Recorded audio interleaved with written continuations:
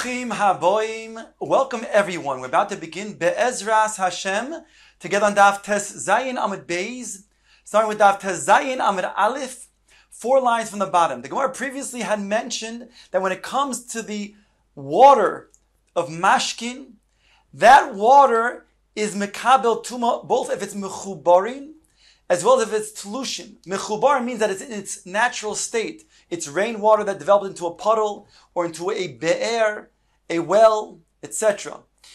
Tlushin are water that has been then taken and gathered into a kli.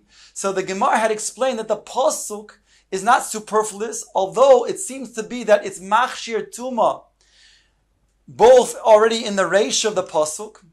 Explains the Gemara that the reish of the pasuk that states mikol ha'oichel asher ye'ochel ashel yovoy alav mayim yitma, that water will come upon edible food, that it will machshir the food. When the pasuk goes on to say v'chol mashke asher yishaseh b'kol kli yitma, it's referring to telushin.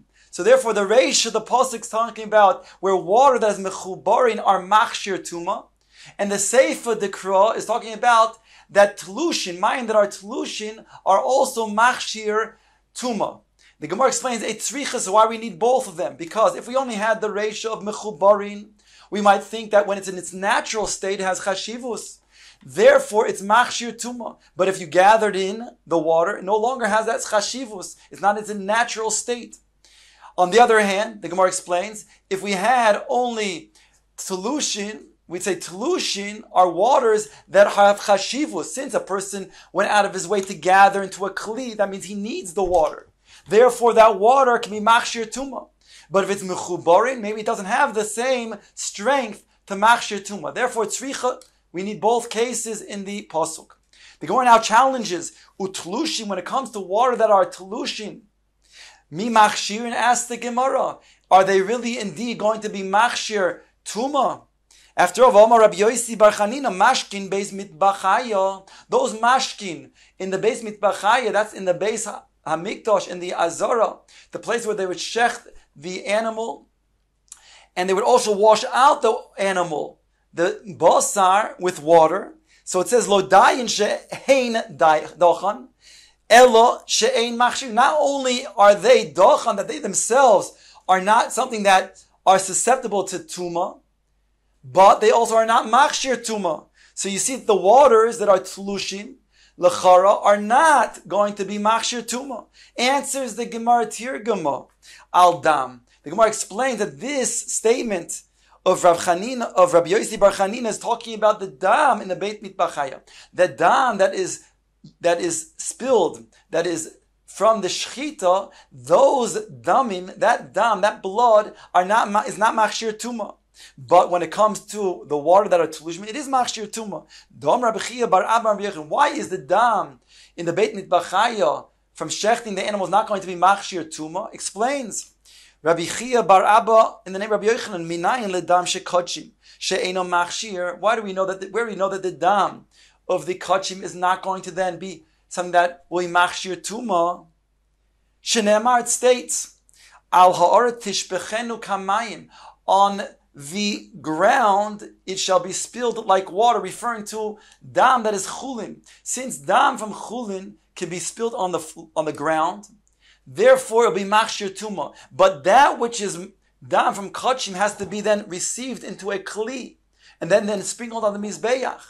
That is excluded, explains Rabbi Yochanan, because the pasuk says again, al ha'aretz tishbechenu kamayim, dam shenishbach kamayim, that blood which can be then spilled on the ground, machshir, that is machshir tuma. On the top of Tes Zayin Amud Beis, dam she'einoi nishbach kamayim, eino machshir, but dam which is not nishbach kamayim, namely the dam of kachim, which you have to mekabel into a kli, and you're not allowed to let it go into the ground, that is not going to be machshir tuma. Maski for Rav Shmuel Barami, Harei dam tamtzis shenishbach kamayim ve'ino machshir. We find dam tamtzis. That's the blood that after the shechita immediately it oozes out, and then after the dam hanefesh, that where the life force goes out, then subsequently it also then oozes out, called dam tamtzis. So it's the dam that the life force goes out that is the ikir dam that needs to be then spilled and be sprinkled on the mizbeach, which brings a kapara. But the dam tamtzis, that could be spilled on the floor, and yet it states over here, he asks, the dam tamtzis is nishba kamaim einoi machshir. That which can be then put into the ground, it could be left and spilled on the ground, is not going to be machshir. So we see that it's not talui on that which is nishbach kamayim on the ground or not, because even dama tamtzis from the shchita can be spilled on the ground and is not machshir. Omar le Rabbi Zera said, no, hanach le dama tamtzis, leave dama tamtzis. That's an exception. The reason why dama tamtzis is not going to be used to be able to machshir tuma is because it's not considered to be dam, that's mashkin. Dafilu bechulin nami loy machshir. Even bechulin, dama tamtzis cannot be machshir tuma. Kibla minei, the Gemara says, yes, indeed, Rav Shmuel bar Ami accepted the words of Rabbi Zera from the following explanation, the Omar Rachmana, because the pasuk states, Rak chazak lebilti ochel hadam, ki adam hu nefesh. Only be strong, not to drink the blood, not to eat the blood, because blood is the life force. Dam sha nefesh yotzai boy kavri dam. That which the nefesh goes out has the shame of dam. Then it's considered to be something that's a mashkin and will then be machshir to mekabel tuma. But dam she'ena nefesh yotzei boy ena kavri dam. But dam atamtzis, which is not where the nefesh is kavri boy, doesn't have the shame of dam as a mashkin, and therefore it's not machshir.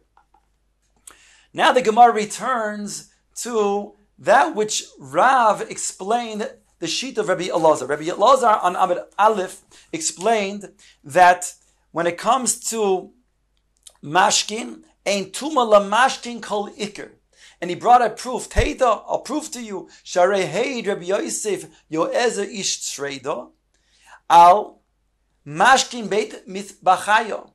The mashkin in the beit mitbachayo, which we explain, where is the mokum of the shchita in the Azar and the Beis Hamikdash, there's two types of mashkin. There's the mashkin of the dam after the shchita. There's also the mashkin of the water which is used to rinse out the basar. So here he says that it's not going to be tam ein tuma mashkin kol ikr, and he brings a raya from Rav Yosef ben Yoezer ish Tzreida, that he says the mashkin beis mitbachai is dochan. Dochan, Rav explains to mean that it's completely pure, it's completely tohor. Dahainu, that the mashkin of the beis mitbachaya not only is not metama, but it itself does not become nitma. On that the Gemara asks, the shita of Rav that explains that which it means dochan, it means it doesn't become tamei at all. As opposed to Shmuel's explanation that says it becomes nitma, it's just not metame others. Says the Gemara Toshma, dam she nitma v'zarkoi. It says that dam that was nitma and sprinkled on the mizbeach, even though it was already nitma. So we have a concept when the Kohen Gadol, one of the big day kahuna is the tzitz, the head plate that says the Shem Hashem. That is mechaper on dam that is nitma. So it states over here that b'shoigeg hurtza b'mezid loy hurtza. So here it states that midiaraisa, that the tzitz will be mechaper, even though the dam was nitma and it was sprinkled as tamei dam. The koyach of the tzitz has the ability to be going to allow it to be chaper, and the korban is a valid korban. Only the Rabbanan, they said if it was mishoigeg, then the bailan can eat those parts that are for consumption. But if it was b'mezid, then they cannot. That's what it means over here. B'shoigeg hurtza, b'mezid loy hurtza. So here we have the question. We see midiaraisa that the dam that is nitma has tam, dam that could become tamei, could be nitma. Not like Rav said that dam cannot be nitma in the base mitbachaya. Answers the Gemara midirabbanon. No, it means that it's midirabbanon, that this dam is dam that is nitma, and midirabbanon it will be nitma, and it will not be betameh. Not like the sheet of Rabbi Yosef ben Yoezer ish Tzreida, like Rav was explaining, it's a different Tana that says that it indeed is something that is nitma. So dam can become tameh according to this Tana. Toshma, the Gemara asks another question. Al mahatzitz meratze. Again, a question that's going to challenge Rav's shita. It states, on what is the tzitz going to be meratze? Al hadam, vala bosar, vala chelev shenitma. All of these things that become nitma, including dam. The Brisa goes on to say, bein b'shoigeg, bein b'mezid, bein b'oines, bein b'rotzon, bein b'yochid, bein b'tzibur.